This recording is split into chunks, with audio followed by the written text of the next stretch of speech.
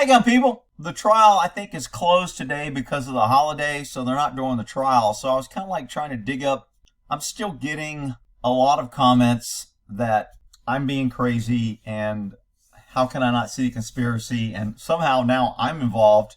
I don't get it. I really don't. This case is pretty clear to me. The evidence is leading to the most likely suspect, and I mean a multitude of evidence. We're not talking about one text or one comment.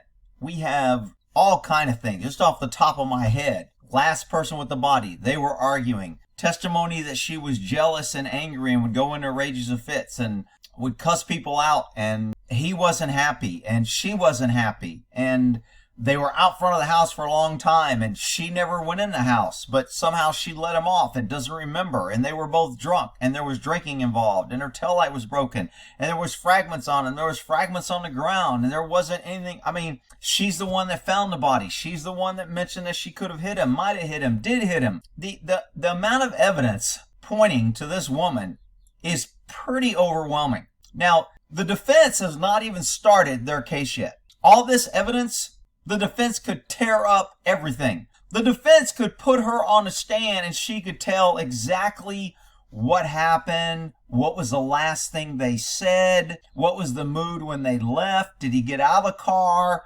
I think one of his shoes is missing. Was it in the car? Did maybe he slip and fall in an argument when she left and it stayed in the car? Did the door slam on his foot when he car and drag him? Did they have two arguments? I mean, she could get on a stand and clear up a lot of stuff. My prediction is she ain't getting on a stand. And everybody's going to say it's her right and she doesn't. You're right. It is her right. But it's also pretty shady that if their whole defense is everyone else did it and she didn't do anything, why wouldn't she get on a stand? Just saying. So this guy, Turtleboy, which I've heard a lot about, I covered a case where they kind of kicked him out of the courtroom. I kind of agree excusing him when the witnesses were there. I know a little bit more about the case and kind of what he's done. I don't know if I'd be intimidated. I think this Turtleboy guy is kind of getting prosecuted because he's being a zealous, some may say overzealous, reporting. He appears pretty emotionally involved. I wouldn't say he's unbiased. He definitely is in Karen Read's innocent camp. I'm not in anybody's camp, but I believe Karen Read absolutely did it, and there's no conspiracy. But I'm not in the government's camp. Anybody that knows me knows I'm more anti-government than this guy, I guarantee you. On this interview here, he kind of goes over his beliefs, and everyone that I talk to that is pro Karen Read is 100% innocent, their whole defense is woulda, coulda, shoulda, maybe, how come. Their whole thing is questions. Because a bad investigation was done, there's going to be a lot of questions. Even when a good investigation is done, sometimes there's a lot of questions. Because an investigation, you can only follow the leads you have, and you follow those leads to exhaustion. If I have a lead here, and it takes me to two people, then I go to those two people. And if one person, it ends with her, there's no further leads, and the other person sends me to two other people, then I go to those two people. And if those two people send me to another state or another country where there's a witness there, then I go to that witness until it's done. The last witness I get to says, hey, all I know is this, and that's it. I have no place else to go. I can verify what they said. I can get records. I can try to get videotape. But once I follow a lead to its exhaustion and I can't go anywhere else, it's done. So a case ends when all leads are followed to exhaustion. That's it. The state police and everybody that investigated, not a fan. I don't think they did a good investigation. They didn't follow. Turtleboy is saying they should have went in and searched the house. I agree. They should have. If a body is found in a front yard, I would probably go search the house. They got consent to search two phones, and the two women gave it to them. Sure, here. And then you got 2 years later, two guys got a new phone, and somehow that's part of the conspiracy. This conspiracy thing falls apart so easily. There is no way that you could get all phone records, all conspirators to agree, all conspirators to be involved in this, Everybody was involved in the cover-up, beating him up. Nobody said why they beat up. Every testimony says this O'Keefe guy, the victim, good guy, good father, good godfather, helped kids, helped people that needed it. He was a great guy. Why did these cops kill him? They were drinking together. Why did they kill him? Who wanted him dead? Nobody is showing any motive for this cover-up. They're just jumping to the conclusion, they killed him, there was a fight, and they drug the body out, and then they framed him. It's just so stupid. Why would cops who know about investigations, why would they leave his body there? Why wouldn't they move his body? We have phone records. This is John O'Keefe's phone never entered the house.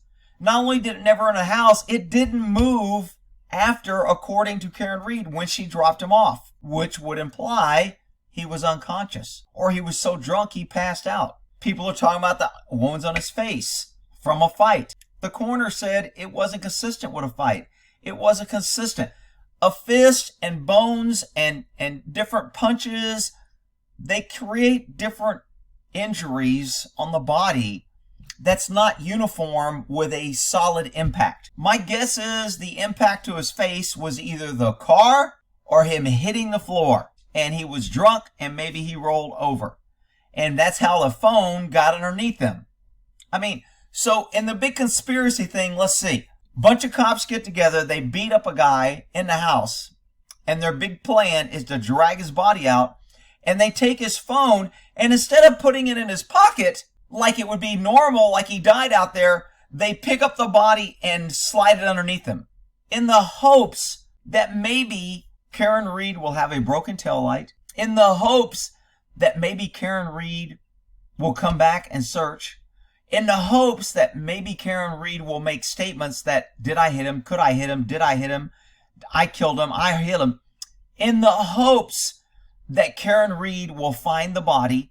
I mean, this conspiracy jumps to so many unreasonable conclusions that Karen Reed would have to be involved in the conspiracy to frame herself in order to make everything go the way it went. I've said it before. This guy, Turtleboy, he can come on my live. I'll do a special live. He can debate me on what he knows and what I know, and I can question him as an investigator, and I can try to poke holes in his, and he can try to poke holes in my beliefs. I got no problem debating on where I stand. If he wants to come on, somebody get the word to him. I'm more than willing. If he wants me to come on his show, I'll come talk to him on his live. The only reason I don't like to go to people's live who are really invested is sometimes they'll cut you off and they're going to push their agenda, and there's not a lot I can do. I can go there, he can make a couple good points, then cut me off, and then it's only benefiting him. So I'm a little leery about going on somebody's show who is so adamant that I'm really wrong and I don't know what I'm talking about. The comments, everybody that followed Turtleboy, they're all very kind of just almost brainwashed cultish that if I say anything that goes against this theory, I'm somehow involved, or I'm crazy, or it's because I'm a cop, or because I think Karen's cute, or, the excuses just keep growing, and the case isn't even over yet. But right now, what I know, it looks very bad for Karen Reed, and it looks very bad for the BS conspiracy between multiple agencies, multiple family members, kids, what I consider looks like decent families who you got a family who's got kids in college who work, who was a school teacher. The most damaging witness was a school teacher, volunteer, coach, taking her kids. And then you have on the other side, Karen Reed, drunk, multiple witnesses saying she's jealous, argumentative. She complains to his friends about all she is a caretaker. She's the last person with the body, and she's so drunk she can't remember, and her car has damage. Her car has DNA evidence on it. You've got everything pointing to her, and you have the people in the camp of the conspiracy that's like, no, don't look at any of the things against her. Only believe the things that we're mystically making up, that we guess they beat him up. We don't know why they beat him up. We don't know why they put the body in the front yard. We don't know why the phone doesn't show that he was ever under the house. We don't know any of that, but it's a conspiracy. And you're wrong, Rick. Okay, it is what it is. This is an interesting case because I kind of get intrigued when mass public gets so into it. Kind of like OJ trial. I was around for the OJ trial. OJ was guilty of sin. And probably all the people that think this is a conspiracy think OJ was innocent. But I'm telling you, there was a lot of evidence that was inside the law enforcement community that never got into the trial, like the knife, the murder weapon that OJ gave to his attorney. And the attorney turned it into the court. And it was never allowed to be released because the attorney can't turn over evidence against his client. And OJ knew that and probably was advised to do that. Most people know, or most attorneys know, if you've got something that you don't want to get in court, give it to your attorney and it'll never see a courtroom. I'm in my camp. Turtleboy's in the opposite camp. I'm more than willing to debate him. I'm not trying to bash him either. I respect the fact that he's standing up for what he believes. I respect the fact that he's going against, even though they've charged him and put him in jail, he's not backing down. I just personally think he's on the wrong side of the truth here. And I could be wrong. Or he could be wrong. We'll see. Time will tell. All right, we'll end that there.